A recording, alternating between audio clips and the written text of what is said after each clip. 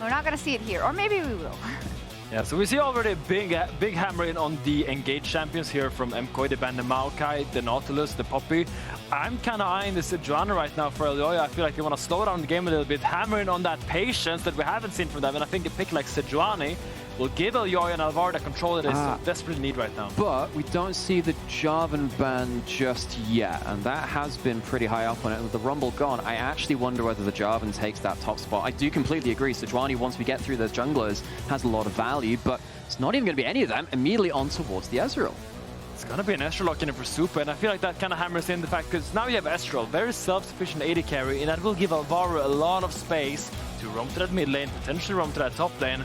And we know Supa, when he's left alone, he can find these good farm numbers. Like, he's just so self-sufficient that now he will be fine on his own. And I wonder how they're going to take the rest of his drafts. Yeah, but if you blind pick Xayah here, well, it's not really a blind pick. You know you're picking it into Ezreal, but you always have to think about the jungle matchup. And Myrwn, you were mentioning Jarvan. Yeah. Jarvan's one of those junglers that really love playing into the Xayah. It's just so easy to force the ultimate early and then just trap her in a pit with the lack of mobility. And then on the other side of it, if G2 think, well, there's a Jarvan as a threat, well, you don't want to pick it into the Ezreal that much either, because Ezreal can often outplay the Jarvan. Maybe you go towards it just because you feel like it's the priority in terms of the AD skirmishes. Perhaps they have a different read on that altogether. I'm also worried about the support matchup too. I mean, the Rakan's out. If you pick support first as G2, then do you get Ezreal karma'd if you pick the wrong matchup? So I think right now, MKOI with the Ezreal first pick, they have some value, and it's the Volibear instead, all right. Wow, I mean, this is just super high-tempo jungler from SkewMond. He farms fast, he ganks strong, and has great dive after level 6. So I really want to see SkewMond use this in the early game, trying to get leads in these lanes for G2. My eyes are on the Neeko that has been banned a lot of these games, but right now when all the engaged supports are out, the Analyst, Rel, Rakan, Nautilus, Neeko takes a lot of prio. You were talking about the Jarvan, Myrwn, I think it's a great call out into the Xayah. It's one of the best jungles at dealing with that, but it will be the Ryze for Jojo for that split push 1-3-1, the kind of pressure. And this just speaks to me that you have the Ezreal, you can leave him alone, and you can index everything into this Ryze. I wonder whether Caps feels like he has to play something like the Annie right now, just to have something which can contest with the Ryze early on, and then also have the Volibear kind of stun into stun. Not gonna lie, not a huge person. I don't have a great amount of knowledge on mid-jungle TVTs with the Volibear because it's quite a rare one, but there it is. You do go for that stun into the stun, contest with the Ryze. You can see the mind games happening here. I have one big worry here for MKOI though, is that now G2 is able to pick their support first, and you might end up in a position where all the engaged support champions are kind of out. So maybe we're gonna have to see like something like a Karma from Alvaro if the Neeko and the Leona gets taken out or picked away here from G2. Do you feel like they need that engage coming from support with the option still available from top lane? I mean, to me, I think Alvaro works the best when he can follow up on Elyoya's engage with more engage. I like seeing him being able to follow on these heavy dives. There is, oh man, you know, with another AD carry, you'd actually even think about Renata with the Jarvan, but Ezreal Renata doesn't feel fantastic as a duo. I think realistically, while looking for that lane presence, though, as you're talking about the Neeko, the Karma, you can't exactly get rid of all of them. It's the Ambassador following from G2, though, banned out of weight, make sure that Myrwn, as GB was mentioning, doesn't have as much of the engage from top lane to follow up. Mundo ban strikes me as MKOI wants to blind pick something a little bit more unconventional. Oh, you know, there's been some changes at the board. Got to make sure that they've the CEO out of the picture. He's downsized right now. Cassandra and Mundo bans, I'm not sure where they're taking this. I'm thinking initially something like an Aurora top line that kind of highlights with these bans. That's something that she maybe would not like too much. But now you have a choice to make as G2. Either you blind pick your support and get counter pick there, or you blind pick your top lane and get counter pick there. So you gotta make a call. The Neeko will get locked in. As we've been talking about, it's one of those main engage supports left, and the only real answer if you want to engage right now is the Leona, which is not really a good matchup here for the MKOI.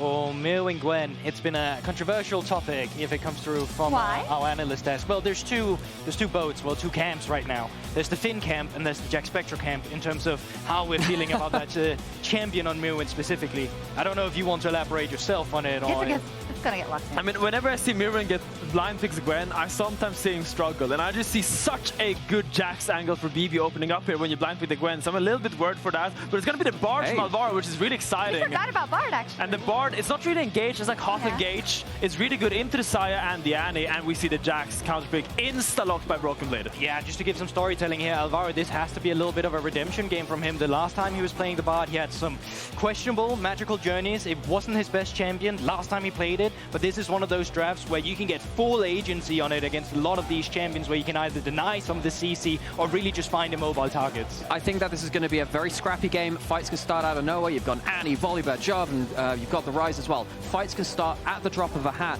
and MKOI will have to show that they have patience to choose the right fight in the way that they couldn't do in that last game. They have a lot of options, but as you say, the magnifying glass on that Alvaro, on that Bard after that performance last week, and Finn also on the top lane. Broken Blade with a chip on his shoulder after that second game, just wants to send them straight to the lower bracket. Oh, he's in full comfort right now. I remember Broken Blade's Jax was always one of his best champions. Even in spring when he was struggling, he was always finding good games on this Jax.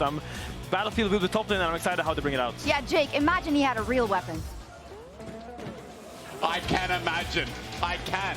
Because last game, I'll tell you one thing, Broken Blade, he pulled something out. I want to know what that is. The Half Moon Zamadar. What is that? All I'm saying is Gwen has a pair of scissors, and you don't hear her going around talking about she doesn't have a real weapon. True. You know? And she had two of those weapons. Sjokz, very, very good throw. You know why? Because this series, this game could come up and come down now with G2 already performing out of their mind. And oh my God, Mad fans must be mad themselves after game 2. That was a rough showing. I mean, I got lost for words. Yeah. Was super frustrating given the position that KOI was in, but the players just have to brush it off, and they have to now find 3 victories consecutively. They have to make the reverse sweep happen. Now, as a roster, this is the type of team to do it. They can get down and dirty. We know that they've got some creative drafts. But the thing is, you look at this draft, and I just feel like G2's got a lot of comfort. The Jackson to Gwen, we already heard the Analyst devs talking about it. The Volibear for SkewMond, he had a fantastic game on it against KC last week, where he was just doing serious damage on the Rift. We know that Caps is just so far having a great series, and ultimately it'll come down to how much impact can Elyoya have with this Jarvan. Broken Blade.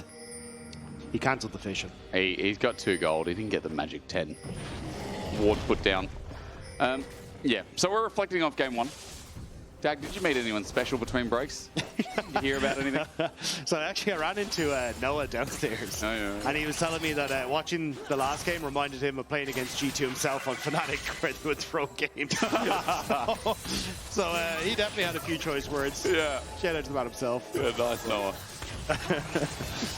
Okay, well, that's the throwback to last year. G2 on match point here, and let's see how the matchup goes. Jax commonly picked into the Gwen, and I mean, this is a matchup that we have seen many times in the LEC. Jax players say that, you know, a weighted skill matchup, I guess, and Grasping taking the matchup. No flash here for Myrwn as Jojo doesn't get that last little overload. Caps, oh, I mean, tap dancing is Caps here in the mid lane. He took E at level 1 so that he had that extra bit of ability to sidestep Jojo. And then he used it there as well to block the electrocutes. Very nice trading coming out from Caps. He's a little bit behind in the farm department. Yeah. But kind of to be expected when that Ryze gets to the level 2. Meanwhile, Elyoya creating a split map alongside SkewMond as he moves into the enemy jungle. And we're going to cut the map in half. So Hansama and Labrov going to be very isolated, but Myrwn with no flash on the top side of the map will be isolated as well. And we've seen Myrwn on Gwen before, without flash, be punished so heavily. So we'll have to make sure that he respects the positioning of SkewMond and the potential ganks that can happen in the early game. And I mean, that volley's going to send up Sky Splitter and just charge in under that W from Gwen anyway, so I feel like for Myrwn, he's going to be a very dangerous pass, and without flash against a Volibear, I am scared for his chances in this isolated map. Now, junglers are going back to their own side for the time being, so things normalize a little bit, but I'd say that Alvaro, doesn't get rooted up, does burn his heal as Spellbook, so it's not the end of the world, but for G2, it's a nice trade in this lane where they're already down on CS. It was lucky that third feather didn't connect. I thought that was definitely going to be the ruse. But Alvaro managed to escape away from it. Still, this is going to be good pressure now for G2 on this bottom side. Labrov trying to see if he could land the tango bars, I thought, as Volibear making their way down. Both junglers here on this bottom side. Hans hit. Waiting for the Mystic shot. Trying to cut around. Heal burn. Labrov flashes, misses the Tangle Barbs. In comes jungle pressure. Elyoya spotted first, and quickly after SkewMond gets the Scuttle Crab on the way in. But it is no summoners on Labrov, so it is a slight win for MKOI. I mean, SkewMond did get the crab, though. So, yeah, Okay, you could argue. it's an even trade. No flash for Neeko, though. There's a world now where SkewMond could double crab, but it looks like he's going to go back to base, and so Elyoya is just going to run towards his top side, go and grab the Scuttle Crab. But just in time for the Raptors respawn, SkewMond is already going to be back out onto the map, and so a small jungle lead going in favor of G2. We'll see if that really amounts to much, but Jojo now has to be very careful because of what Elyoya needs to do on the map. He wants to get that last minion. Yeah, now he's going to go back to base. And wise choice, just backing up a little bit more so that he can respect the possible gank that could come through from SkewMond. Now, I want to quickly talk about the bear, because I think Volibear is just, I mean, he's been in a good spot, place for the longest time. The frenzy is broken healing, and Skysplitter has one of the highest damage profiles out of a level 1 ability. It is a Cosmic Drive, looking to come through it first with the Aether Wisp picked up, but normally we're seeing the builds, and especially out of people, even like Elyoya in jungle and solo queue, are going for things like the Iceborne Gauntlet into a tank build with an AP item. So it is either the Hex Plate or it is the Cosmic Drive. So it is a fun build, and again, like, for Volibear, he's one of the greatest duelists and has great AP in his kit. He is just so strong on one item with his full chunk. Let's see how much he can get done. I still think if he ends up going in for a play and Elyoya is able to counter, you can find yourself in a bit of a difficult situation when it comes to the CC that can be provided and that turnaround play. And especially as level 6 starts to get hit, could end up getting locked down. Nice trade back comes through from the G2 bot lane as Alvaro loses about 60% of his HP, but Supa still staying healthy, landing some nice Qs himself. Does have a very slight gold advantage over Han Summer. SkewMond coming in. Wait for it on all fours. Jojo gets stunned up, flash in for the Skysplitter, and like I said, there's the damage. Tibbers looking to finish off Jojo on the run, and the bear cannot catch up. The pot's doing wonders there for Jojo, keeping him just above lethal, as 2 flashes were committed to try and make that kill happen. But no first blood will be given over to Caps this time around. And what we have seen this series is Alvaro and Elyoya going immediately towards those flashless mid laners when they have a chance. So I'm curious if we get another play towards their Supa, though. A little bit of a trade on the top side against Labrov means that Alvaro might have to hover top side here to let Supa farm up. And look at Hans, he's now getting really behind in terms of farm. He's taken some pretty poor trades against Supa and has been forced to go back to base. Broken Blade also catching this wave means that Elyoya, with really good control over this bot side river, should be an easy objective secure for him. With the grub spawning in a minute's time and both bot lanes on the top side of the map, you imagine that both teams will be setting their eyes on this objective. But the first one going the way of MKOI, definitely a good way to start things off. Definitely is. MKOI need all the help they can get in this game, at least for momentum's sake, as face checking in, Tangle Barb's going to get Jojo, who doesn't have flash, and Cap stands there, gets a stun down, but the damage is lacking for the time being. SkewMond has just pulled his Skysplitter out, and that's the end of the trade. Even if they don't get the kill, I think it's still worth to go for these quick fights around mid, because Elyoya being able to flash in on Caps, CC him, and then set up for Joe to follow through with the root will be a dead Caps. So even when you're just making these quick plays, it's about keeping Jojopyun honest. So then if he ever tries to go for this aggressive trade in mid, Caps has the opportunity to turn around in a one-on-one. Here we're getting some beautiful trades against Broken Blade. Just maximizing the stacks on his Q to go for these quick trades, even through the E. Mr. Myrwn with a nice health advantage. Broken Blade doesn't have TP. Oh, he's going to cancel the base. The thing is, Myrwn still has Ignite. We talked about it early. He's not flash, he's Ignite Gwen. If he gets anywhere close to a solo kill or forces out Broken Blade with the wave pushing, that CS lead is going to grow. He's got to step up to the turret, full snip and full effect. Broken Blade has to be careful also with the Gwen ulti up and available. Oi at the edge, good teetering there, and Broken Blade just walks out of the range. I mean, the laners from MKOI are just doing very well here in Game 3. Objectives going their way as well with the first dragon, and this is going to be at the very least 2 grubs. They're looking to make it 3. SkewMond is alone here, given the top wave is pushed in. Labrov is going to arrive late, and there we go. 3 grubs locked in for KOI. So a fantastic early game here in Game 3 when the pressure is really on. Not just the pressure, but I'm surprised, you know, a bit of tilt from last game would be expected, but so far MKOI have really shaped off what Game 2 was and started this game in spectacular fashion. Supa's just doing such a good job at denying Hans Hamlet the ability to trade back. Just playing so well around the range and the feathers. And now with Alvaro open his top side, going to see what they can do in a good trade here. Going to go in. Labrov doesn't have level 6. Alvaro does. Tempered Fate up and available. Cosmic Binding, slight miss there as trying to get those blooming blows out. Labrov now gets level 6, so he has that big ulti opportunity. Next fight to use it is Dragon in 245, so it might just be within the lane. Cap sends out Tibbers. Simply for the chunk, Jojo stands and sets up his wave clear while Alvaro comes nearby. The cavalry there immediately. Both Alvaro in the river and Elyoya behind him in the lane. Myrwn though, look at the way he's positioning. Traditionally considered a counter matchup, but with no early gank, Broken Blade really hasn't gotten his footing in this matchup.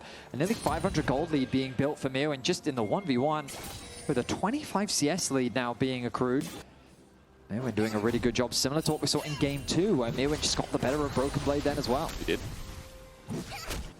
That might change as junglers make their way into the river. SkewMond's going to be an award, but Myrwn's already committed forward. Now the needlework is out. Counter-Strike gets the stun up. Good damage, flash away. Broken Blade disengages, but SkewMond needs to finish off the kill. We need to see the Sky Splitter in full effect, but SkewMond doesn't have flash available. He can't get in range, and MKOI don't expend a thing apart from that ult. It does set up for Broken Blade to get this bit of a freeze, which is why I wonder if Myrwn actually stopped the reset. No, it does fully commit. Teleport. They'll TP back, because a minute 40, you can actually use this to get the bounce off that tower and then be back out pushing for the next one. Pop Blossom as well. Is the burst enough? That's the problem. The burst is not there, but SkewMond does have ulti. Jojo paying respect, steps it back, receives the wave. The Catalyst providing Jojo with enough HP to survive the play from Labrov. He comes in using the minions as a disguise to catch Jojo off guard, and while it does work, they just don't have the required damage. So once again, Broken Blade under a lot of pressure here. Elyoya shadowing Myrwn to make sure that he can just do whatever he wants in the 1v1. Still taken relatively low, especially when we're looking at Dragon in just in a minute's time. We need to try and crash that next wave and get the reset, and I don't think Jojopyun and Elyoya will be able to shadow him this entire time, as the rest of MKOI actually look for the resets. So it might be a window of opportunity for G2 to try and finally set up for a play on this bottom side. Broken Blade's ult's almost up and available, by the way. Well, we are looking at mid for the time being. Just remember, Myrwn's chunk might come a moment too soon, as Needlework is almost up, but I feel like Broken Blades will be up first. The bot lane is resetting, getting pushed in. And MKOI are getting kept in isolation in these lanes, which has been good for them. You guys already complimented and said that MKOI's lanes are great. I mean, they continue being great. Myrwn has maintained just about on that 20 CS lead. It's actually 20 as we speak. Watch the Neeko in the bottom lane, though. Just swapped into a minion, is now starting to move in on towards this bottom side. They want to try and make a play towards Myrwn, and Myrwn's in a bit of a hard spot with Dragon just up. Jojo now chunked. He needs to stay on the map, but it looks like just going to be Vision taken for Labrov instead. Labrov has been spotted. If you didn't know already, he's been spotted. Counter-Strike in. Broken Blade doesn't full commit. Cosmic finding out. A couple of autos. Labrov steals away minion again, but Dragon has been started. Keeping my eyes on Elyoya, and he's making his way over, but Jojo, no HP. Caps is being zoned away from the objective, though, but I still think it's a difficult contest, and yeah, that's going to be an objective secured. He's so good at solo objectives, man. He just hits away at it. Grandmaster at Arms onto Myrwn. The snip's out, but Broken Blade has his number. SkewMond's coming in just in case to bring the storm down. First blood over to G2. Slam dunk for SkewMond. Flicks off the tower, turns off the lights for Myrwn along with it. And now correcting a lot of this bottom side for Broken Blade as well. Still a sizable gold lead for Myrwn, but at least helping out in that regard for Broken Blade. Yes, surprised to see such a late first blood with these two junglers on the map, but it's been difficult for SkewMond to really find a good play, and Elyoya's primary goal has been covering for his laners that have been coming out on top. But now, a bit of an overstep from Myrwn in the bot lane. He didn't have his jungler in the vicinity, and that results in first blood going the way of G2. What a breath of fresh air for Broken Blade, who I feel like 3 games, really, there was an even Sion game there, but last game we talked about this game as well. Myrwn has really had his number, and Ignite was also used in that trade, so Myrwn now summonerless until his TP comes back up and available. Broken Blade will have a flash. And SkewMond being on the board first, that's a gold lead for a jungler who's even as well. That is a dancing bear that is fake. Elyoya spots that out as he goes to the cross. While Broken Blade getting more confident in the matchup now with Trinity Force. I thought that SkewMond was fishing for a play in top lane. I saw him on the minimap hovering around. But I have a feeling I may have been baited by what is in fact Labrov disguised as SkewMond. Yes. And now the Raptors being stolen away. Elyoya will yoink those. Tower under siege in the mid lane. MKOI again demonstrating the pressure that we saw in game 2. They've got push in mid, they've got push in top, they're stealing away camps. They're just constantly doing something that forces G2 to react to them, which then just gives them agency over what they want to do on the map. But now that kind of pressure has to ease up as the minion waves fall. They retreat a little bit, but Alvaro continues to maintain control over that topside river. And SkewMond forced to just go through his jungle and get what he can. Play towards Caps. Okay, slow is there, but it doesn't get the wall. That Cosmic Binding a little bit far off. Pop Blossom in response. It's a two-man going golden. It's a self-ult from Alvaro, but he's still going to die. He flashes away. No! What? I didn't see the Realm Warp on the ground. There were too many particles as Myrwn, meanwhile, gets forced out with the needlework down. Jojo does a good job getting the Realm Warp, and now Myrwn needs to get on out of here on the bottom side of the map. I was about to say, I think for MKOI, as long as they can look for plays in lanes and avoid going for any sort of play that's in a 3v3 to 5v5 situation, they're fine, but they end up running into G2 and now looking to contest this Rift Shroud. Pinch though for the time being. Missing shot hits Labrov. That's nice here. Myrwn just TP'd bottom as well. Broken Blade on reset means he could TP into this play and in behind MKOI. But Alvaro's coming in without a Tempered Fate. MKOI dash in the wind here with Herald going back and forth. And what I mean is that they have to be careful about where they place. They're going to get blown aside. Reset on the Herald. Is it buying time? His biggest question is G2 hover around. They don't want to contest. Okay. Caps has no ult, so they're just going to back away. Broken Blade now starting to get some good trades against Myrwn. Oh, it's really good trades as well. Enhanced auto coming up. There it is. The snip still connect, but Myrwn is the one lower, and now that matchup is starting to take effect. Alvaro there with the redemption, though. Thank you, sir. The heal going to be refreshing for Myrwn, who is the one exuding all of that pressure in the 1v1 earlier, but now needs a bit of a refresher himself. Alvaro going to pay a visit to this matchup, and we'll say to Broken Blade, hey, you need to ease off. Let Myrwn get what farm he can. Look at that, dropping him 2 iced coffees in the bot lane as well. Apparently hot chocolate. I called it a cup of tea. I got rinsed. it's a cup, guys. It's just a cup of tea with a marshmallow in it. How can you be a caster if you don't know? It's what winter. Tea and hot chocolate. Look, gentlemen, there may be a bear on the loose. I think indeed. That's an easy stun. Sky Splitter again. Not even needing a Thundering Smash. Broken Blade gets a kill, and Myrwn disrespecting where this bear is on the map, while meanwhile Supa steps up to this. The feathers are out, the flash is in. Hans up looking for the solo kill. The feathers are... Oh! The bird of prey!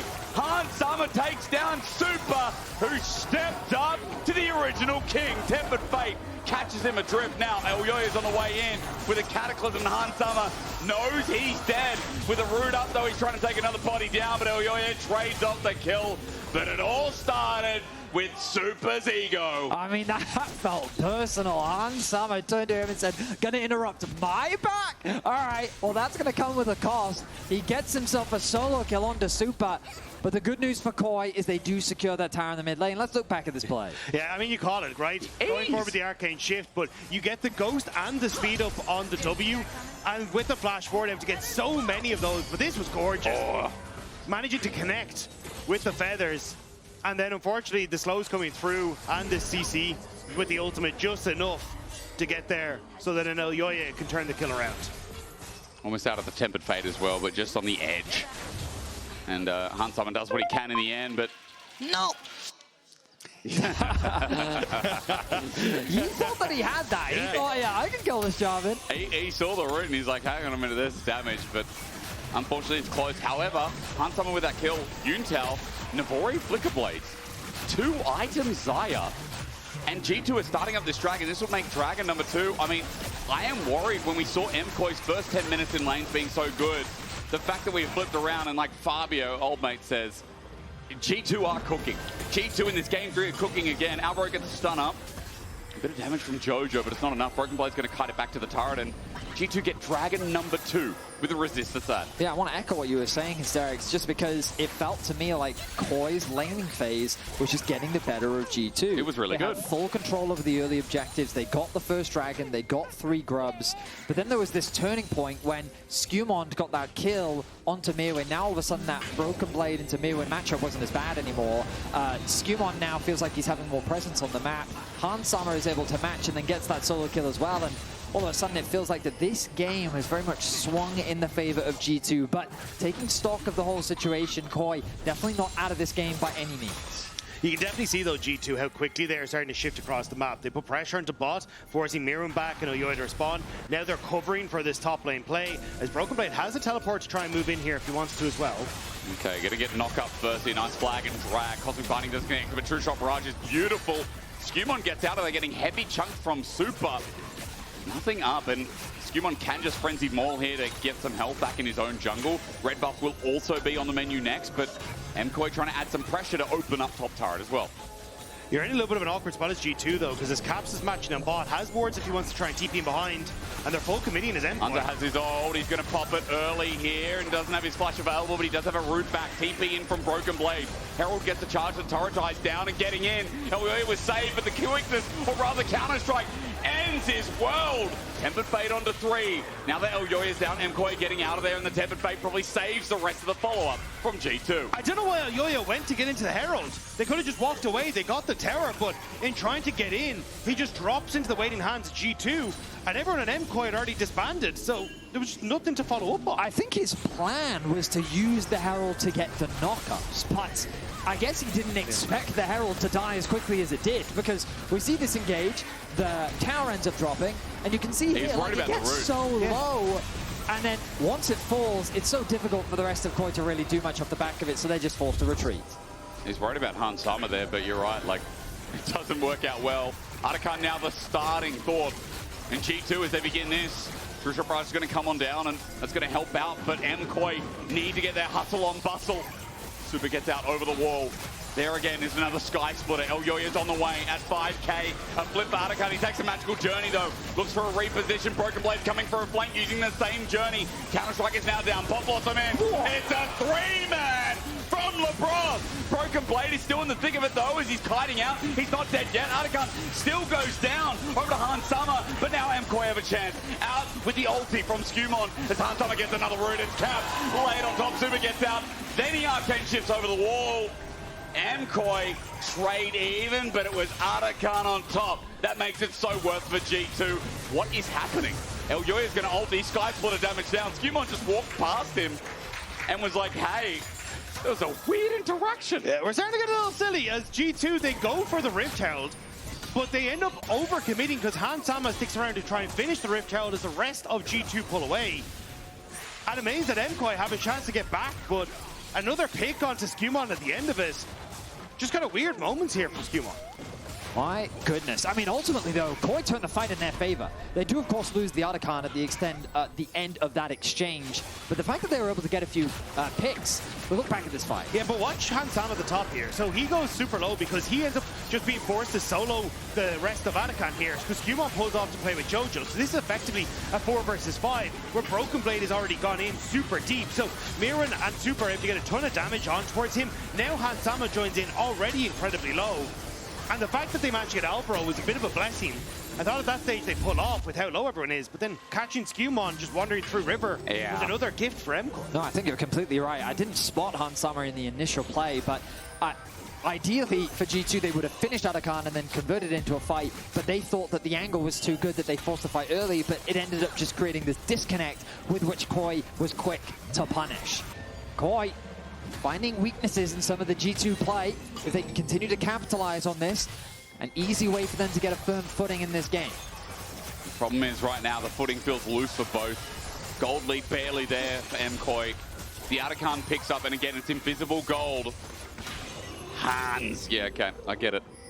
And I think Han Summer in this game has benefited the most, obviously, off the earlier kills, but G2 have double dragon. It is third, now coming up in 10 seconds. Elyoya just picked up Black Cleaver and 2 items really across the board. MKOI need to be here, but look how late they are coming out of base. They need to take those There is no portals. There's no portals. I was wondering how they're getting through. They took a Bard portal, but they're too late. Dragon is gone. Elyoya. Is he too late? Prove me wrong. It's taken by SkewMond. Never mind. It's the Dragon needlework. Cataclysm out. Hansama caught in the middle of it. He gets a root out, but surely he must die. Alvaro unfortunately picks up the kill, so MKOI get one for the quarter Dragon, but they weren't too late in the end despite the 50-50. G2 on sole point. G2 still hovering around to try and defend this tower. Broken Blade pushing in this top side.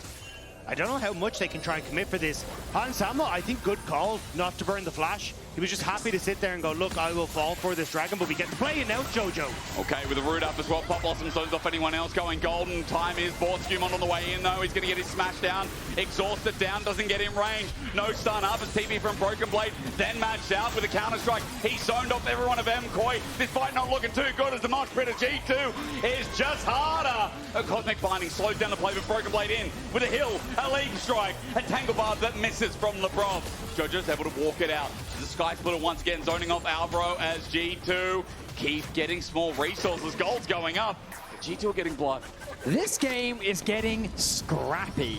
Like, it felt to me that KOI wanted to keep G2 bot lane so that they could allow for Supa to push in mid and then collapse onto mid to secure that tier 2 tower. But then G2 says, no, no, no, we're not going to allow this. We'll force an engage onto Jojo, and then all hell breaks loose. TPs start flying in, the fight starts kicking off, KOI don't have the numbers, and while G2 do get themselves a kill, Supa secures a tower in mid lane. But that's the thing, right? Because the one winning lane that G2 had was Supa. So even, was Hansama. So the fact that Supa's managed to even up the gold is now slightly ahead has actually kind of helped them out. And even though they did end up losing, you still got some advantages across the board. The only thing is with G2 now on 3 dragons, this becomes really difficult now for MKOI to try and fight because the defensive stats that you're getting from this double mountain, plus a potential third in 3 minutes times, that could be just get lights out for MKOI if they're not able to fight anyway in this engagement. The reality of the situation is that KOI have the goal lead. You just see blue lines at the bottom of your screen. But in terms of the itemization, it's really not that different. Nice chunk onto Supa from Broken Blade. The thing is, though, that the dragon spawns in 2.5 minutes. In that time frame, KOI should be able to complete a bunch of their third items ahead of G2, given the gold advantage that they do have, which means that they should have an item advantage, setting them best up for success. And that next dragon fight, I think, is going to be the turning point in this game. Okay, he's out.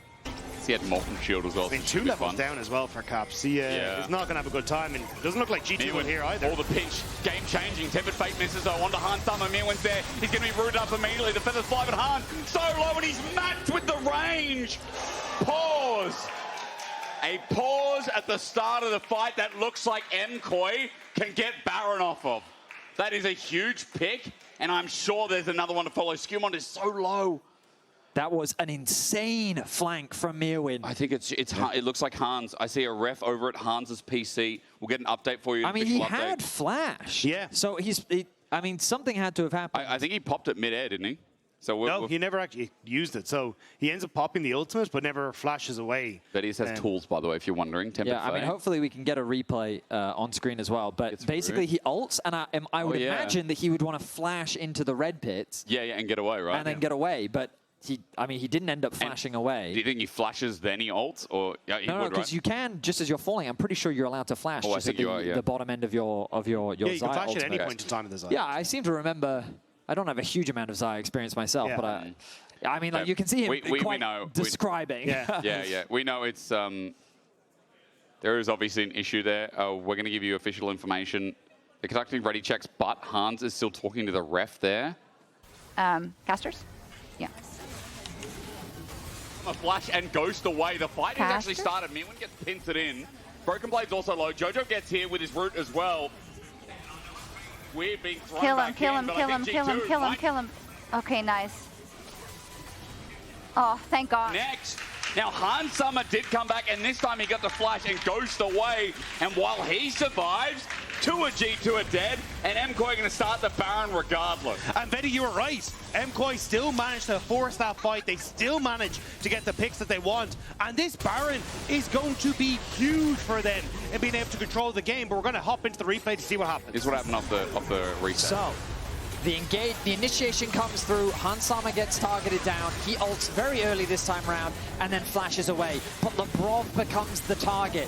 Broken Blade tries to assist Labrov, tries to get him to safety, but Jojo arriving to the fight is the key difference maker to the previous fight. His ulti generates a massive numbers advantage on the top side, they chase them down, and they convert it into 2 kills, making the Baron secure that much easier. And so we come back to it, and even though, again, we had that pause and we had that chrono break, the game is exactly where we'd expect it to be. The fight went well, and damn sure it went well for MKOI. 3K gold lead, and just to take track, there is still sole point here for G2, but in 45 seconds, MKOI now with the Baron have standing gold to take care of business. And they're about to set up entirely on this bottom side. SkewMond going to spot out everyone. He's found Flag and Drag, he flashes away from. There's the needlework. Myrwn has 2 more, and he's going to send 1 into Caps, and eventually, Caps goes down to half HP. Sky Splitter on the way, but the Baron's still doing work as True Shot Barrage stops Caps. He has to back away, and MKOI are still sieging this turret. This is about to be a 4K gold lead. Jojo's also on mid. So not just Dragon Denial, but the game firmly in the hands of MKOI again. Look at mid. Way dead to Jojo. PP flank, G2 want to find something here under Jojo, flashes in with the Realm Warp, Flag and Drag, Honda Caps, he just burned his flag, he's stuck in the Thunderdome, and Supa will take him down. SkewMond out with the ulti as well as MKOI with Baron. And those death timers, the base is in tatters. Caps went for the flank, but with Hansama getting caught, he was completely isolated. And now it's G2 scrambling to save their base, but MKOI, they're on a demolition tear. 35 seconds, 25 on the 80 carry. Hansama not there, and this defense is going to be hard with the range from Supa, especially. SkewMond trying his best, but one Nexus turret falls immediately to keep this series going, to keep the chance of going straight to the grand finals. MKOI in game 3 with a bare Nexus. They waited a long time for this, but the Nexus falls, and MKOI get the series alive. They quickly convert the fight into a game victory, closing things out so efficiently. A nice Baron, nice play. KOI find the game in the best of 5. We're going to game 4, and MKOI are finally on the board.